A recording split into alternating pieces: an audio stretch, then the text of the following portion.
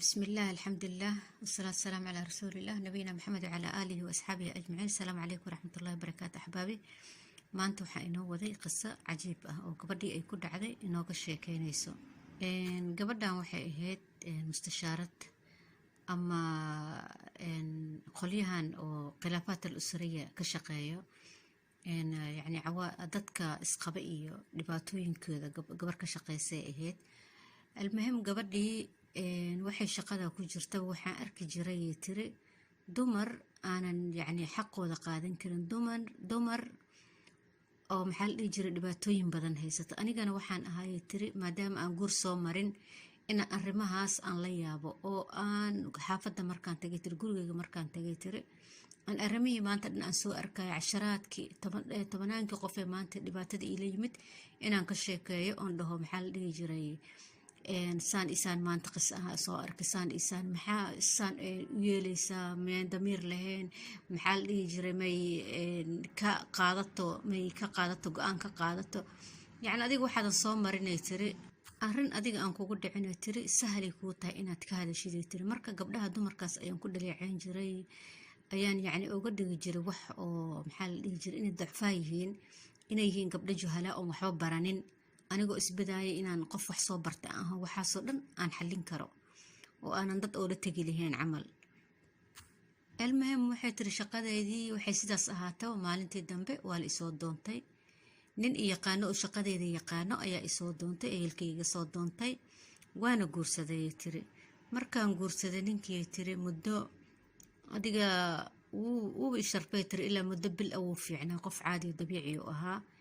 bil kadib ay tiri wixii aan ka sheekeyn jiray ay tiri berigii hore sheekadii siday ahayd bisabti ii qabsatay ay tiri. marka aniga berigaas waxaan bala yaabi jiray tiri, waxaan dhihi jiray tiri gabadha ilmo badan haysato 5 iyo 6 iyo 7 haysato waaba u garaabi karaa, waxay leedahay ilmahaaga intay la aadaysaa ku kori ninkan. ama waxay tiri waxaan la yaabi jiray tiri gabadha 1 cunug iyo 2 cunug haysato ama gabadh aan waxba u dhalin banin oo ku dhahaysa waa u sabraaya anaa saabira. shaarican deganaa ka raali ahaada, baabuura ay kormarayso marka waa inaan dadamiyo mar walbo. marka waxay tiri aniga dumarka uma garaabi jirinay tiri oo waxaan dhihi jiray naag aan nin aan waxba u dhalin yani inuu u sabarta maba ahabo. almuhim waxay tiri waxay arrintii soo wareegtay anay ugu timid ay tiri waa guursaday ay tiri. bishii koowaad nabadaan ahayn ay tiri. bishii labaad ay tiri wixii aan maxaa la dhihi jiray ka hadli jiray oo sideedii ah ayaa ii timid ay tiri. shaqadii fasaxan ka qaatay tiri, siday ahayd ay igu dhacday ay tiri. ayadoo markaas dee ka sheekeynayn waxyaabihii ku dhacay bisabti qof la yaqaano oo mujtamaca yani magac ku leh maadaama ay tahay wixii siday tahay ogama sheekeynaysa, laakiin waxay tiri wixii gabdhihii berigii hore aan ku dhihi jiray waa ducafaa oo yani go-aan kama qaadan karaan, go-aan kama qaadashadii aan ku ceebeyn jiray ama ku dhaleeceyn jiray ayaa ugu dhacday tiri. ninkan waa guursaday tiri, 2 bil camal aan isqabnaa hadda, wax go-aanna waa ka qaadan lahayd tiri. waxaa tiri waxaan noqday qof oo mukabaliya deyn ah, qof gamcaha ka xiran yihiin, lugaha ka xiran yihiin, aan dhaqaaqi karin, ra'yi aan lahayn, waxba aan lahayn. yacni yaan weydiisanaya tiri ra'yi qofkii loo soo doonin jiray aniga waaye. anigana waxay tiri maanta meel aan wax ka bilaabo aan garan la'ahay. marka waxay tiri arrinta waxay saas ahaataa waxay ugu qaadatay 1.5 sano inaan sidii noloshii aan ku noolaaday tiri, aan gabdhihii aan ku dhaleeceyn jiray berigii hore anigoon wax ilmo ah ama wax owlaad anigoon u helin ninkaas marka waqtigaas la joogo. kaaga daran waxay tiri weli kibriyaaigibaa igu jiro oo cidna uma sheeganayo dhibkayga iyo dhibka maanta ninka iga haysta, cidna uma sheeganayo, aniga isku cabiriyey tiri. markaasaa nafsiyaad igu dhacay tiri, yacni jiro nafsiyana igu dhacday tiri, inaan guriga kasoo bixin, inaan shaqadii ka tago. shaqo maxaan wadaayay tiri, maxaan ra'yi dad siiyay tiri, anigaaba ra'yi u baahan tiri. maanta qof maanta ra'yi u baahan anigaaba ahay tiri, maxaan dad aan shaqo siiyaa. gabdhihii iyo dumarkii risaalooyin ii soo diraayo, masaajay ii soo diraan, waxay leeyihiin tiri ustaada ku aawo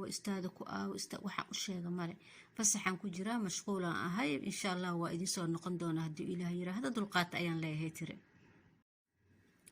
markii dambe arrin waxay sidaas ahaato 1.5 sano markaan aan arrintii ila gaartay tiri. markii dambe tiri aan xoogaa yar saxsaxay tiri, aan ilaahay baryay tiri, istiqaaro tukaday tiri, ilaahay leelkugu baryay inuu ilaahay awal shay oo ilaahay dambi dhaafan weydiistay tiri.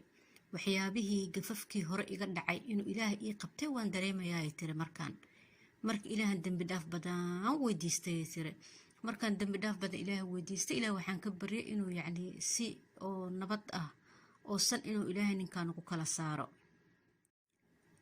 baryadii ilaahay marka waxay tiri raaxa nafsiyaan dareemay qaboobaan dareemay huduu aan dareemay kulaylkii badnaa iyo isla hadalkii badnaa iyo wixii badan wixii dhibkii badnaaye yacni nafsiyada iga haysto dhinac iga yaraaday tiri alxamdulilaahi rabbil caalamiin markaan degayay tiri oo ay ii degtay nafsiyada ii degtay tiri oo baryada ilaahay baryay kadib ayaa ninkii go-aan ka qaatay aabbahay u tagay tiri ninkan hal iga furo yaana la i weydiin maxaa iyo maxaa waxba uma haayo ilmo uma haayo maanta in la iga furaan u baahanahay anigoon dagaal gelinay tiri anagoo soo sharo gelinay tiri anagoo yacni dad iyo cidna isugu kaaya imaanay tiri dhibka dhama aniga lee xamilayay tiri nafsadaydan ku xamilayay tiri ehelkayga ogaaninay tiri dhibka i haysto inaan yacni isbedelay oon keli aan noqday oo keli socod aan noqday waa la ii jeedaayay tiri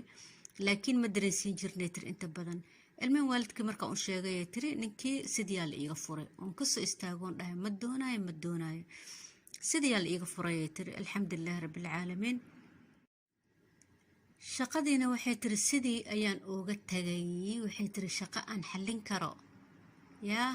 ma ahay tiri wixii marka hore aan u malayn jiray tiri wax sahlan oo dadka aan dumarka aan ku ceebayn jiray oon ku dhaleecayn jiray oon dhihi jiray maxay yihiin ummadan aanan yacni aanan go-aanka lahayn maanta dhan waa sii socdaan berri waa kugu soo laabanayaan berri dagaal kale 2 bil ma kasoo wareegin waa soo laabanaya wixii oo dhan waxaan ogaaday inay yacni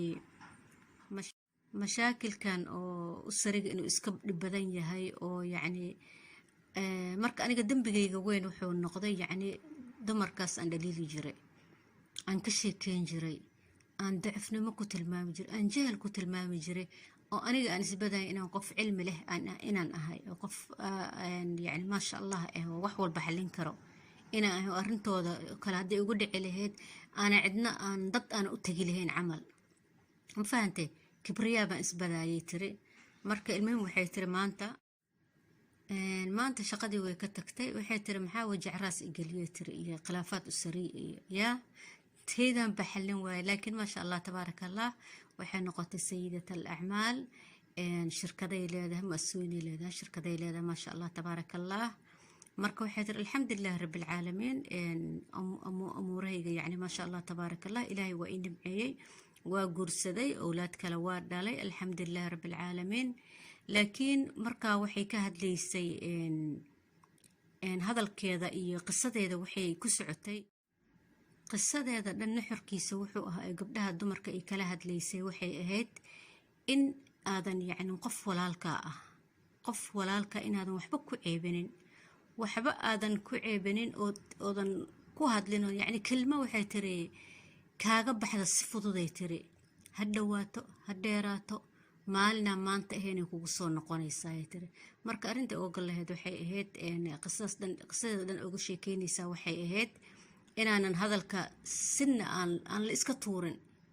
yaa waxaad dhehaysid iyo waxaa ku hadlaysid ka fiirsasho inay ahaato haddii midda kalena waxay ahayd ay ka hadlaysa waxay tiri inaa waxaa aragtid aadan la yaabin anaga Soomaaliya inaanan ku diimin waxaas kuma diimin inaadan ku diimin oodan ka hadlin oodan ka sheekeynin lacalla haddaa aragtid yacni qof oo akhlaaqdiisa si kala tahay yacni adiga waxyaaba ku dhibsanayo uu ku hadlaayo matalin oo kaleeto ama wax aadan adi samayn karin samaynayo ha ku ceebeynin laakiin ilaahay u bari inuu waxaas ilaahay qofkaas ka madoobeeyo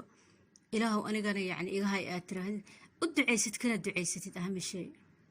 marka saasaa loo baahan yahay qisadaas waxay ahayd yacni qiso oo cibro waayo in lagu waana qaato ay tahay weeyaan marka arrimahaasoo kalena waa naga wada dhacdaa bani aadanaan nahay qisada dulacdeeda waxay tahay inaan lisaankeena aan ka adkaano afkeena inaan ka adkaano inaan maxaa la dhihi jira hadalka aanan iska dhihin mar walba oo yacni hadalka aad ku hadlaysid uu noqdo mid tawaasin leh mid ilaahay qadabkiisa aan kaaga imaanaynin mid qofka bani aadanka ee aad markaas ka hadlaysid uusan ku dhibsanaynin oo caloosh wax kugu qaadaynin taasaaba mid weyn ah oo qofkii bani aadanka markaa kelmad aad tiraahdid يعني qof walba waa iska hadli karaa saa doonta u hadli kartaa laakiin hadalka hadlaysa inay cabsida ilaahay ku jirto oo beri ka maalin aad mar walba ku xisaabtantid hadalkaas aad leedahay inuusan ilaahay beri kuu qaadin ma garate marka qisadeena intaasay ku koobneyd subscribe like and share idinku codsanaya insha allah like-ta ii saara waxaan kaloo idin hayaa waxaan jeclaa inaan idiin soo gudbiyo qisooyin sidaan oo kaleeta ah maxaa la yaabtay ama ku diintay Soomaali waxay tiraahdaa ku diimo Soomaa maxaad ku diintay oo ilaahay amarkiis kuugu dhacay haddii ay sid qisooyin saas oo kaleeta nala soo wadaag insha allah anigana qisooyin badan oo arrimahaas ku saabsanahaya waa idiin soo gudbin doonaa insha allah saa idin sheegayna markaa waxaa la yaabtid aragtid ka duceyso qofka bani aadanka ku cayn hana ku ceebeen hana ku dhaleeceen insha allah. Assalaamu calaykum waraxmatullaahi wabarakaatuh.